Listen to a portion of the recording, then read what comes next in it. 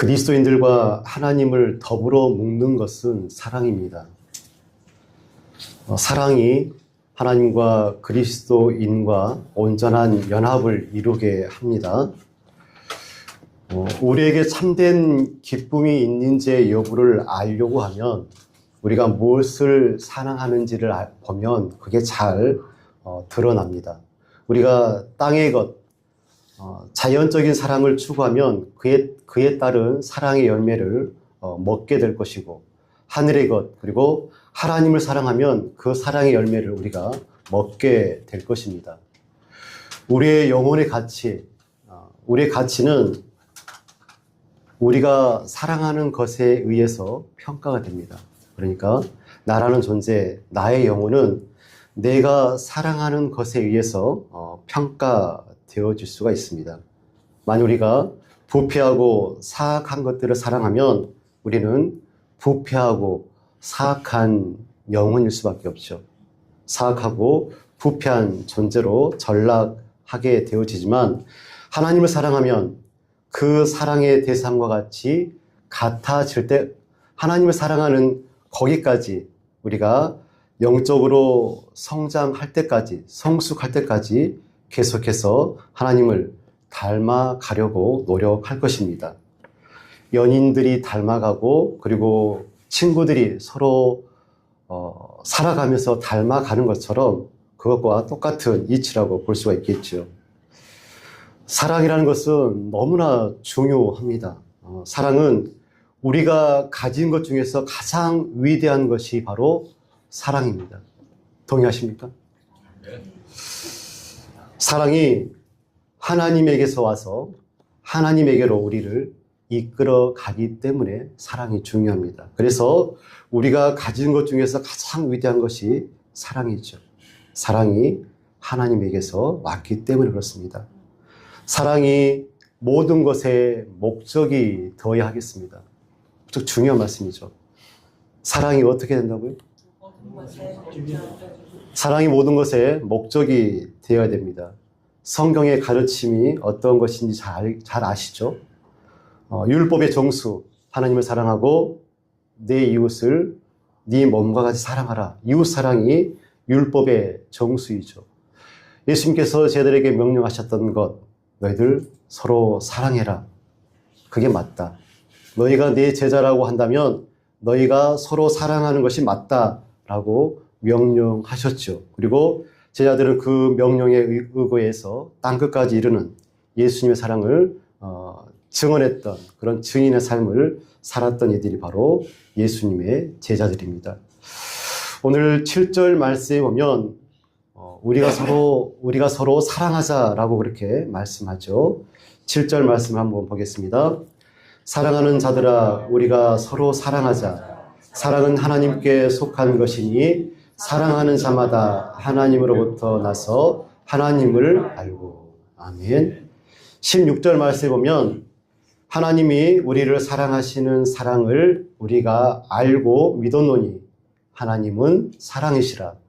사랑 안에 거하는 자는 하나님 안에 거하고 하나님도 그의 안에 거하시느니라. 아멘. 인간은 하나님을 알 수가 없지만 사랑하면 하나님을 알 수가 있습니다. 하나님을 본 사람은 아무도 없죠. 이처럼 하나님을 알 수 있는 사람 또한 아무도 없습니다. 인류가 우주를 어디까지 관측 가능하다고 말씀드렸습니까? 930억 광년까지 인류가 우주를 관찰할 수 있다고 합니다. 930억 광년의 우주와 그 너머의 우주를 창조하신 하나님이시죠. 이 우주도 알지 못하는 인간이 어떻게 하나님을 알 수 있겠습니까? 그런데 하나님께서는 성경을 통하여서 하나님을 드러내 보이셨죠. 하나님을 여러 군데에서 나는 이렇다라고 정의해 주셨습니다. 하나님은 사랑이십니다. 하나님은 정의로운 분이십니다. 하나님은 기쁨과 즐거움이시며 자비로우시며 노하기를 더디하시는 분이 하나님이다라고 우리에게 말씀해 주셨죠. 그렇게 정의된 하나님을 죄로 일그러진 인간의 심성으로 하나님을 알 수 있을까요? 그렇게 정의해도 알 수가 없습니다.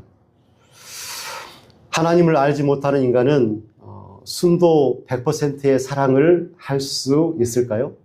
할 수가 없습니다.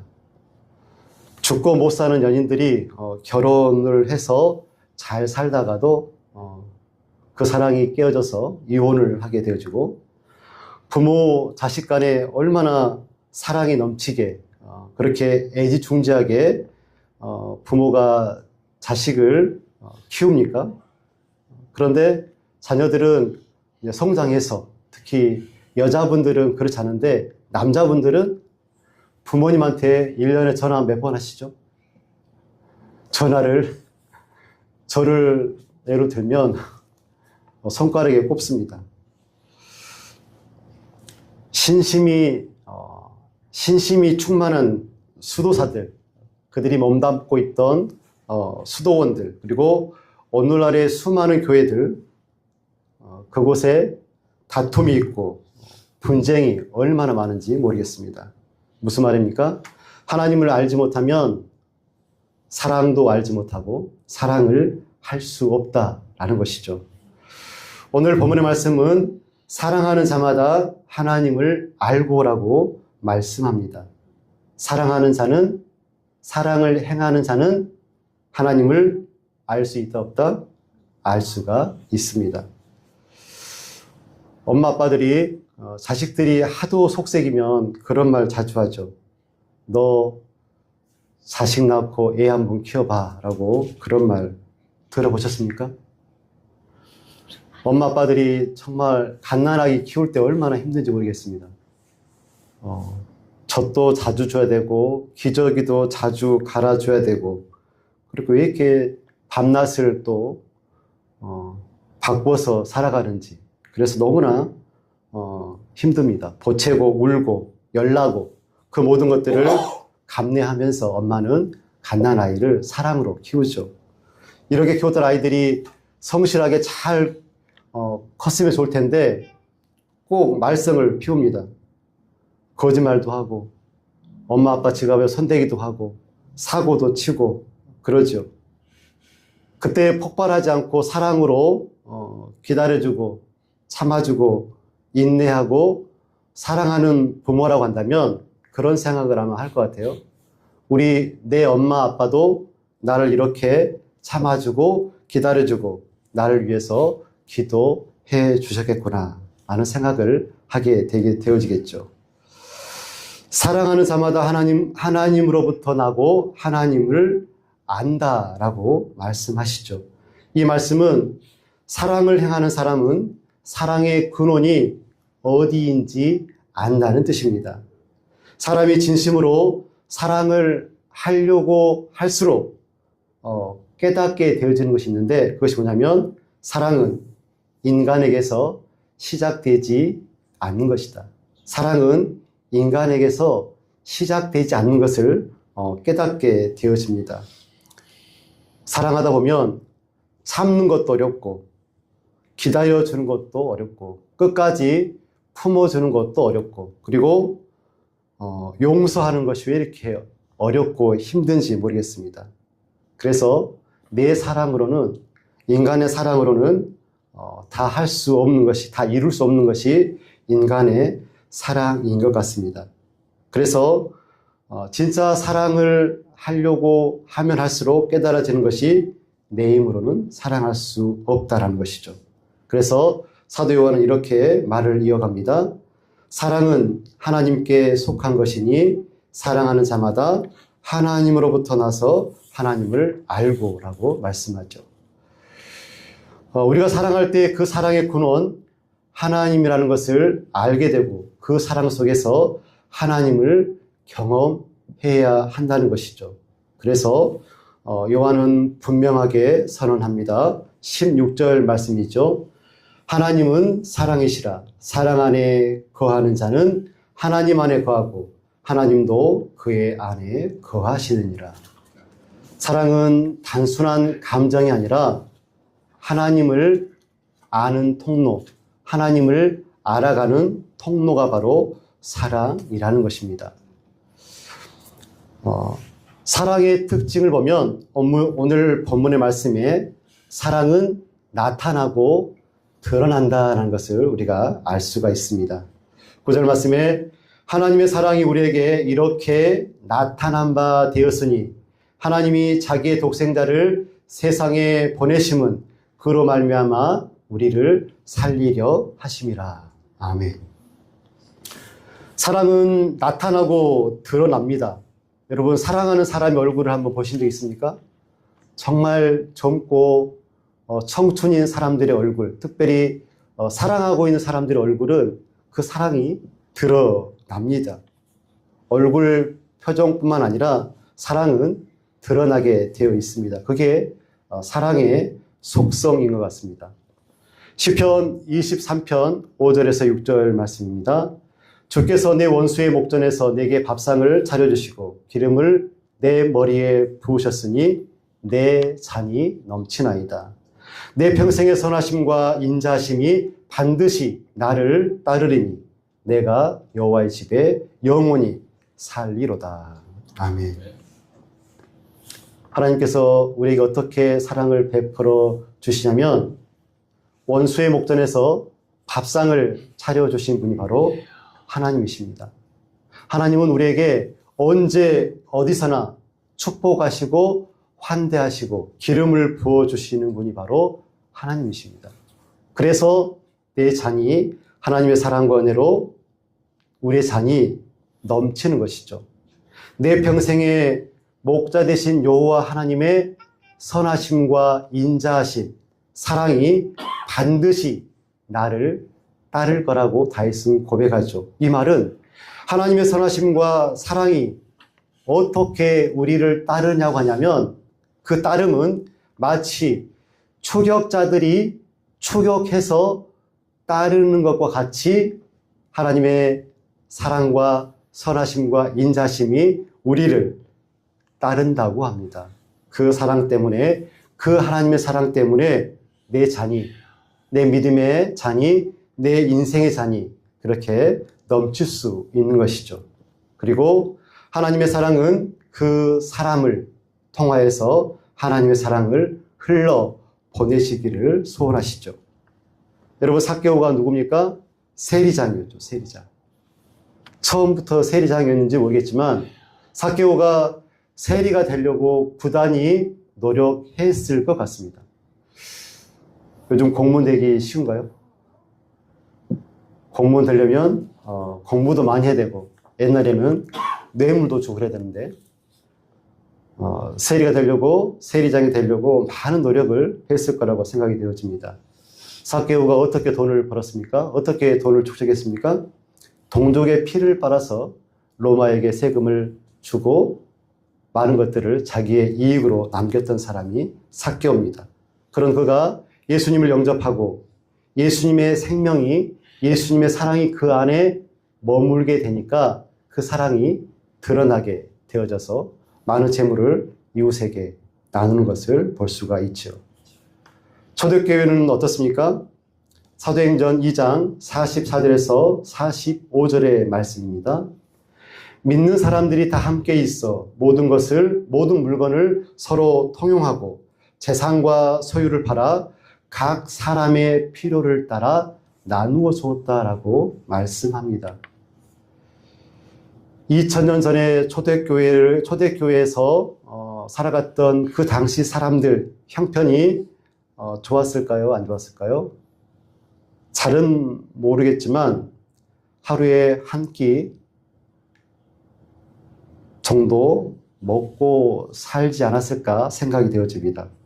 수확을 거두면, 물고기를 잡으면 로마에서 세금을 절반으로 뚝 떼어 가져가 버립니다.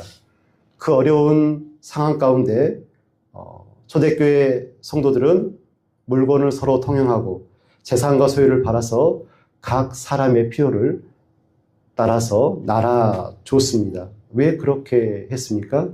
그들에게 성령이 임했기 때문에, 그들에게 하나님의 사랑과 예수 그리스도의 그 십자가가 임했기 때문에 그들이 그렇게 한 줄로 믿습니다. 러시아의 문호 톨스토이 그의 작품 중에 사람은 무엇으로 사는가라는 그런 책이 있죠. 가난한 구두수성공 세몬이라는 사람이 있었는데 너무 힘든 거예요. 너무 장사가 안 돼. 그래서 어렵게 사업을 이어가고 있는데 추운 겨울날 길거리에서 한 사람이 죽어가고 있습니다. 세몬은 엄청 가난했지만 그 사람을 자기 집에 데려와서 입히고 먹이고 따뜻하게 해주죠. 근데 그 사람이 누구였습니까? 천사 미카엘이었습니다. 미카엘. 천사가 마지막에 이렇게 말을 합니다. 사람 안에는 사랑이 있다. 사람이 사랑으로 산다는 것을 내가 알게 되었다라고 말을 하죠. 사람을 살리는 힘은 어디에 있습니까? 사람의 힘에 있습니까? 돈에 있습니까? 아니죠. 사랑에 있습니다. 인간 안에 내재된 사랑이 또는 그 사랑이 하나님의 사랑으로 증폭되어지면 사랑을 그대로 흘려 보낼 수밖에 없다는 것이죠. 사랑의 근원이신 하나님은 어떻게 사랑을 드러내 보이셨습니까? 독생성자 예수 그리스도를 십자가에 내어주심으로 그 사랑을 우리에게 드러내 보여주셨습니다. 사랑을 주었다는 것이죠. 이것이 하나님의 사랑입니다. 하나님의 사랑을 받은 성도 여러분, 하나님을 사랑하시기 바랍니다. 왜 하나님을 사랑해야 될까요? 하나님을 위해서, 물론 하나님을 위해서이기도 합니다. 인간의 제일된 본분이 하나님께 영광을 올려드리기 때문에 하나님을 위해서 사랑을 해야 되지만 우리가 하나님을 사랑하면 그 사랑에 아주 큰 유익이 뒤따르기 때문에 그렇습니다. 우리가 하나님을 사랑할 수밖에 없는 이유, 사랑해야 되는 이유, 그 첫 번째가 하나님께서는 사랑받기에 합당하신 분이기 때문에 그렇습니다. 그 첫 번째 이유가 뭐라고요? 하나님께서는 사랑받기에 합당하신 분이기 때문에 그렇습니다. 사랑은 강렬한 열정입니다. 우리가 사랑을 받지 못했을 때, 정말 사랑받고 싶은데 사랑을 받지 못했을 때, 그리고 사랑하고 싶은데 사랑하지 못했을 때 무척 괴롭죠. 사랑의 특성 중에 하나가 한정이 없는 것, 무한한 것이 바로 사랑입니다. 무한한 것이 사랑의 특징 중 하나이죠. 그래서 우리가 다른 사람을 사랑할 때 무한정하게 사랑할 것이 아니라 제한되고 절제되는 사랑을 해야 됩니다. 절제되지 않는 사랑을 하게 되어지면 잘못된 사랑을 할 수가 있습니다. 그런 실수를 범할 수가 있죠. 그래서 그런 사람들은 이런 노래를 부를 수도 있을 것 같습니다. 너무 아픈 사랑은 사랑이 아니었음을. 젊은 사람들은 아시는데 너무 아프게 절제되지 못한 사랑을 하게 되어지면 결국 그 사랑들을 보면 대부분 그 사랑이 잘못된 결말을 맺는 것을 종종 보게 되어집니다. 남녀가 사랑할 때 그 사랑에 다른 사랑이 끼어들면 됩니까? 안 됩니까? 안 되죠. 그리고 사랑하는 사람들 사이에서는 나의 사랑을 제3자에게 사랑을 주어서는 안 됩니다. 왜 그러냐면 사랑은 죽음처럼 강하고 투기는 음부같이 잔혹하기 때문에 그렇습니다. 이게 세상의 사랑입니다. 세상 사람들은 사랑할 때 질투하고 집착하고 경쟁하고 상처 주고 갈등을 일으키는 그런 사랑을 합니다. 그래서 그 사랑에 고통이 수반되어지죠. 하지만 하나님을 향한 사랑은 이러한 성격의 사랑과 고통이 있지 않다는 것입니다. 그래서 사랑을 한껏 마음껏 할 수 있는 대상은 오직 하나님이라는 것 우리가 기억했으면 좋겠습니다. 두 번째로 하나님께서는 사랑을 갚아주십니다. 사랑에 대한 보답이 없었을 때 여러분 마음이 아프십니까? 아프시지 않습니까? 내가 누군가를 정말로 사랑을 해요. 자녀가 되었든 어떤 한 사람이 되었든 정말 사랑했는데 그 사랑에 대한 보답이 그 사랑이 사랑으로 오지 않을 때 많이 괴롭지요. 사랑이라는 것은 일종의 자기 포기와 자기 희생이 사랑 아닙니까? 어떤 사람은 사랑할 때 그 사람을 기쁘게 하기 위해서 자기를 희생을 합니다. 그게 일반적인 사랑인 것 같습니다. 사랑하는 자녀를 위해서 부모들은 자기를 희생합니다. 대부분의 부모들이 그렇죠. 가정을 위해서 가장은 자기의 모든 것들을 희생하고 헌신합니다. 그런 아버지와 어머니의 사랑이 숭고합니다. 사랑을 베푸는 사람이 그 사랑에 대한 보답을 받게 되어지면 얼마나 행복할까요?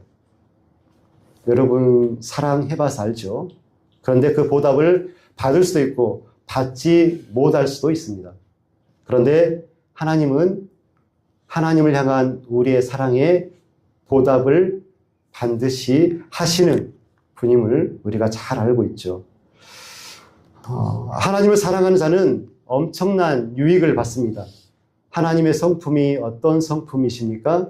사랑이고 선이고 은혜를 베푸시고 노하기를 더디하시는 분이 바로 하나님입니다. 그 하나님을 사랑하면 그 하나님의 사랑이 우리에게 임할 줄로 믿습니다.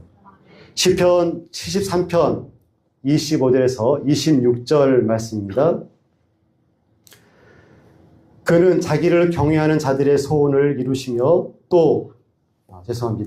시편 73편 25절에서 26절 말씀입니다.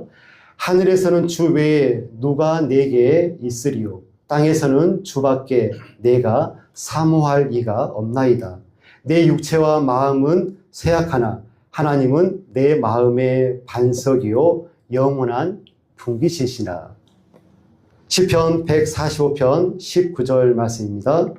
그는 자기를 경외하는 자들의 소원을 이루시며 또 그들의 부르짖음을 들으사 구원하시리로다. 아멘.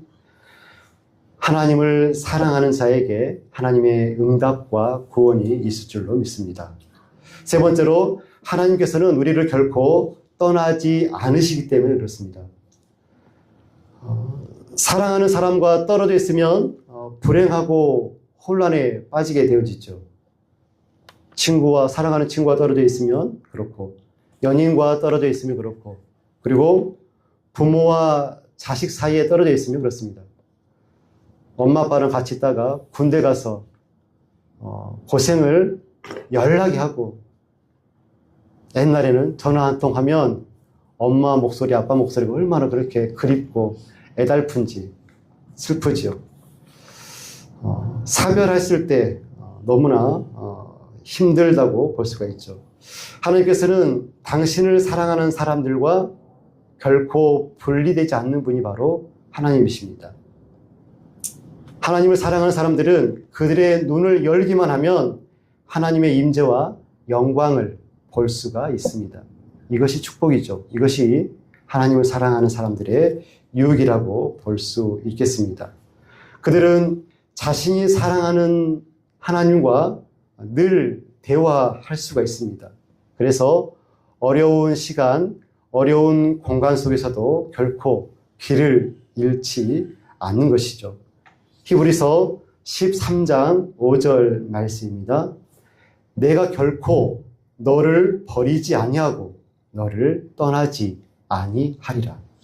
시편 139편 7절에서 10절 말씀입니다. 내가 주의 영을 떠나 어디로 가며 주의 앞에서 어디로 피하리이까? 내가 하늘에 올라갈지라도 거기 계시며 수월에 내 자리를 펼지라도 하나님께서 거기 계시나이다. 하나님은 결코 우리를 떠나지 않으시는 분이십니다. 네 번째로 우리가 하나님을 사랑했을 때 얻는 유익이 뭐냐면 하나님께서는 참된 행복을 베풀어 주시기 때문에 그렇습니다. 사랑했던 그 대상이 불행하면 우리가 불행합니다. 자식들이 불행하면 내가 불행하고 내가 아프죠. 사랑하는 사이에는 행복과 공경을 서로 나누는 사이가 서로 사랑하는 사이가 되죠. 그래서 이 세상에서 사랑할 때 우리는 공경에 처할 수도 있고 또 사랑하는 사람들의 그 문제를 내가 껴안고 아파할 수도 있습니다. 내가 공경에 처하거나 사랑하는 사람이 공경에 처할 때 우리의 마음은 평안을 유지할 수가 없습니다. 그러나 하나님을 사랑하면 줄어들지 않는 행복을 우리가 경험할 것입니다. 우리를 사랑하시는 내가 사랑하는 하나님이 영원토록 행복한 분이라면 하나님께서 즐거움이고 기쁨이라고 하신다고 한다면 그 어떤 존재도 그분의 기쁨을 해방하지 못할 것입니다. 이 사실 때문에 우리는 언제나 기쁨의 삶을 살 수 있는 것이죠. 다섯 번째로 하나님을 사랑하는 자는 기쁨으로 봉사할 수가 있습니다. 하나님을 사랑하는 이들에게 가장 행복한 순간은 세상의 모든 소음이 사라지고 그리고 분주함으로부터 물러나서 하나님의 임재 안으로 들어가는 그것을 기뻐하며 즐거워합니다. 하나님을 사랑하는 자는 하나님께서 그들의 가장 큰 기쁨임을 발견하는 사람들입니다. 하나님께서 내 모든 기쁨 중에서 가장 큰 기쁨임을 그들이 발견하게 된다는 것이죠. 하나님을 사랑하면 하나님이 기뻐하시는 일이 무엇인지 생각하게 되고 그것을 행하려고 부단히 노력하게 되어집니다.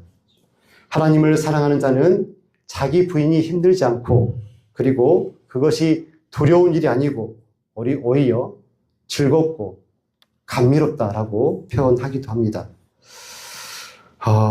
우리 영혼의 가치는 무엇으로 평가되어진다고요? 내 영혼의 가치, 내 존재의 가치는 우리가 사랑하는 것으로 평가되어집니다. 사랑은 모든 것들의 목적이 되어야 합니다. 그것이 하나님의 가르침이고 성경의 가르침입니다. 하나님과 예수님의 명령은 너희가 서로 사랑해라. 사랑해라. 이것이었죠. 사랑하는 자는 하나님으로부터 나고 하나님을 알 수가 있습니다. 사랑할 때라야지 사랑의 근원이신 하나님을 알게 되고 하나님을 경험할 수가 있는 것이죠.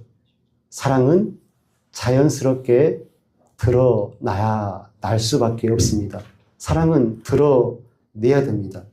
하나님도 십자가의 사랑으로 그 사랑을, 하나님의 사랑을 우리에게 드러내 주셨습니다. 우리의 삶과 신앙은 하나님의 사랑의 결과입니다. 여러분 그렇습니까? 우리의 삶과 신앙, 하나님의 사랑의 결과입니다. 하나님의 사랑을 받았다고 한다면 그 사랑에 응답하는 사랑이기를 축원드립니다. 이들이 성도 아니겠습니까? 이 땅에서 하나님을 사랑함에 있어서 탁월한 유익을 우리가 방금 함께 생각해 보았죠. 하나님은 사랑이십니다. 그러므로 그 사랑 안에 거함으로 누리는 유익이 우리에게 충만하시기를 간절히 축원드립니다. 사랑과 은혜가 풍성하신 아버지 하나님, 우리에게 넘치는 사랑을 허락하여 주시니 감사합니다. 원수의 목전에서 우리에게 밥상을 차려주시고 우리가 어디에서 무엇을 하든지 우리를 환대하시고 우리를 축복하시고 우리에게 기름 부어주셔서 우리 인생이 충만하게 하시고 우리의 사랑이 충만하여 잔이 넘칠 수 있도록 은혜를 베풀어 주시니 감사합니다. 하나님께서 우리에게 사랑을 베풀어 주셨사오니 생명을 허락하여 주셨사오니 그 사랑 힘입어 그 사랑 전하는 우리가 될 수 있도록 하나님 우리를 축복하여 주시옵소서. 예수님의 이름으로 기도드리옵나이다. 아멘.